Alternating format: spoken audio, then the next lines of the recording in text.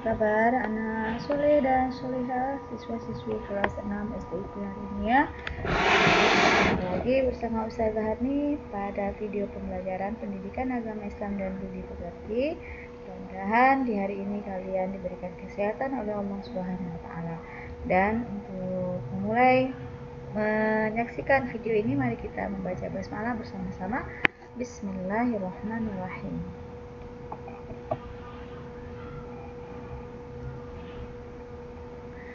Anak-anakku sekalian, di video kali ini merupakan kelanjutan dari video sebelumnya. Karena kita sudah belajar pelajaran 1, 2, dan 3, maka hari ini kita akan belajar pelajaran 4 tentang membayar zakat.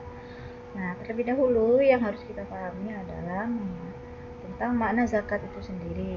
Nah, di depan kalian ada sebuah gambar tentang lembaga Lazis. Lazis ini lembaga amal zakat, infak, dan sedekah. Biasanya kalau di bulan Ramadan banyak orang-orang yang membayar zakatnya di lembaga Lazis. Bisa di surau ya, dan kan di surau juga ada, atau di masjid, atau di mana saja yang ada tulisan menerima zakat, infak, dan sedekah. Di sana kalian boleh membayar zakat, berinfak, atau bersedekah. Dan zakat ini biasanya kita untuk zakat fitrah ya. Nah, kalau zakat fitrah itu biasanya dibayar di selama bulan Ramadan hingga menjelang sholat Idul Fitri. Namun ada juga jenis zakat yang lain, tapi di video berikutnya akan saya jelaskan tentang jenis-jenis zakat. Nah, setiap bulan Ramadan, di sini ada sebuah cerita ya anak-anak. Setiap bulan Ramadan, Riri selalu mengajak Fadil, adiknya, untuk membayar zakat di masjid dekat rumahnya. Nah, ini adalah cerita tentang Riri dan Fadil yang diminta oleh orang tuanya untuk membayar zakat di masjid dekat rumahnya. Nah, Ustazah harap kalian bisa membaca cerita ini dengan secara masing-masing, secara sendiri. Setelah itu Ustazah akan jelaskan apa sebenarnya makna zakat dari cerita yang kita baca bersama. Oke, cekidot, silakan dibaca.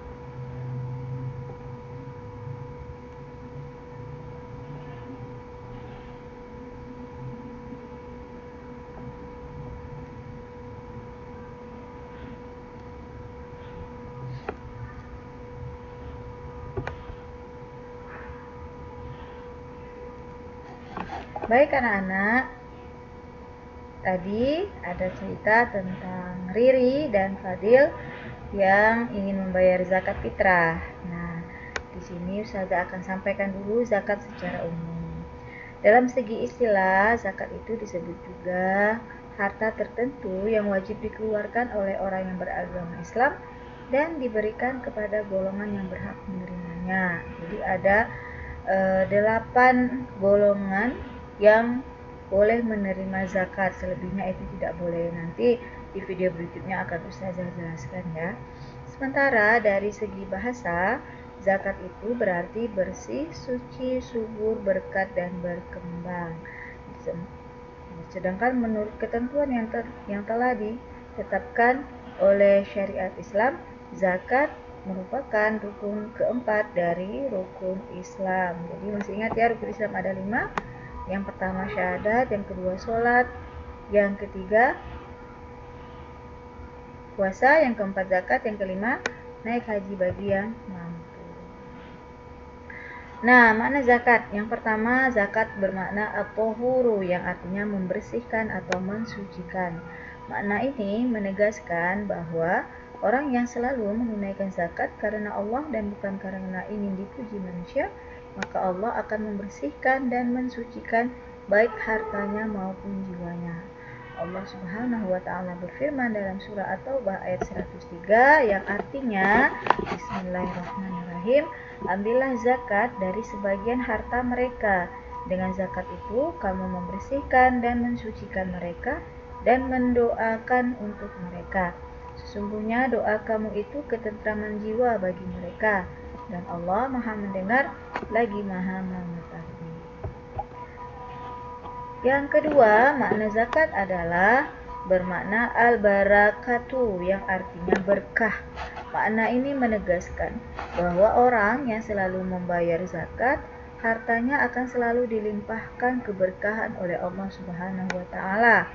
Kemudian, keberkahan harta ini akan berdampak kepada keberkahan hidup.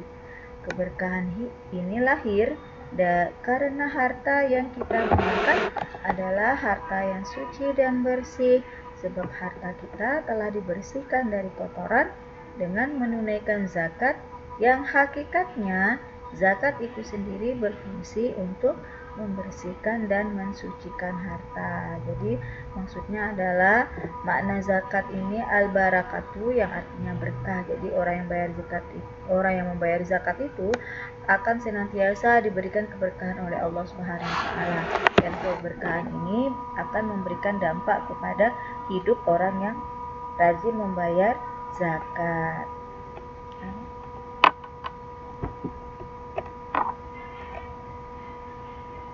Yang ketiga, zakat itu maknanya anumu yang artinya tumbuh dan berkembang. Makna ini menegaskan bahwa orang yang selalu menunaikan zakat, hartanya tentu dengan izin Allah akan selalu terus tumbuh dan berkembang. Hal ini disebabkan oleh kesucian dan keberkahan harta yang telah ditunaikan kewajiban zakatnya. Tentu kita tidak pernah mendengar orang yang selalu menunaikan zakat dengan ikhlas karena Allah, kemudian banyak mengalami masalah dalam harta dan usahanya, baik itu kebangkrutan, kehancuran, kerugian usaha, dan lain sebagainya. Dan tentu kita tidak pernah mendengar hal seperti itu yang ada, bahkan sebaliknya. Orang yang rajin bayar zakat, dia senantiasa merasa cukup dengan rezeki yang Allah berikan kepadanya setiap harinya. Yang keempat, zakat bermakna as-solahu yang artinya beres atau keberesan, yaitu bahwa orang-orang yang selalu menunaikan zakat, hartanya akan selalu beres dan jauh dari masalah. Orang yang dalam hartanya selalu ditimpa musibah atau masalah, misalnya kebangkrutan, kecurian, kerampokan, hilang, dan lain sebagainya, boleh jadi karena mereka selalu melalaikan zakat yang merupakan kewajiban mereka dan hak fakir miskin beserta golongan lainnya yang Allah sebutkan dalam Al-Quran surah At-Taubah ayat 60. Bismillahirrahmanirrahim. Sesungguhnya zakat-zakat itu hanyalah untuk orang-orang fakir, orang-orang miskin, pengurus-pengurus zakat, para mu'allaf yang dibujuk hatinya, untuk budak, orang-orang yang berhutang, untuk jalan Allah, dan untuk mereka yang sedang dalam perjalanan atau musafir sebagai suatu ketetapan yang diwajibkan Allah, dan Allah Maha mengetahui lagi Maha bijaksana.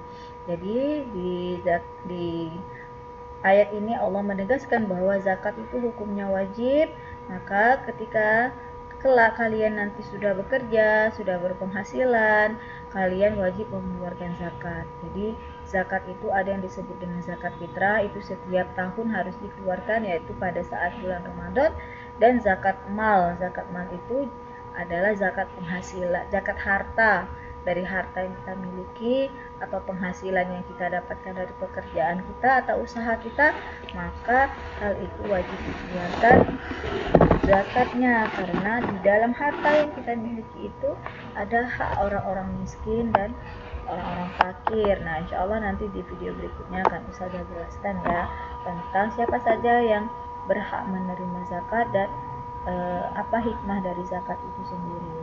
Insya Allah Nana ini tentang makna zakat, jadi ada 4 makna zakat itu, dan itu harus kalian pahami. Pada dasarnya setiap kali kita mengeluarkan zakat, maka Allah memberikan banyak keberkahan, banyak limpahan karunia kepada orang yang rajin membayar zakat setiap bulannya. Nah, ini akan berdampak positif juga dalam kehidupan mereka yang rajin membayar zakat. Jadi kalian bisa mengingatkan kepada orang tua kalian yang bekerja, kalau sudah dapat gaji, keluarkan zakatnya. Atau kalau orang tua kalian punya usaha berdagang, kalau sudah sampai hitungan nisabnya maka boleh dikeluarkan zakatnya. Insya Allah itu akan memberikan keberkahan yang luar biasa dalam kehidupan kita sehari-hari. Oke, anakku sekalian yang soleh dan soleha, demikian penjelasan Ustazah tentang makna zakat. Insya Allah kita akan lanjutkan di video berikutnya tentang syarat orang yang menerima zakat, hikmahnya dan selain sebagainya. Terima kasih untuk kalian yang sudah menonton video pembelajaran kali ini hingga selesai. Mari kita tutup bersama dengan membaca hamdalah. Alhamdulillahirabbil alamin.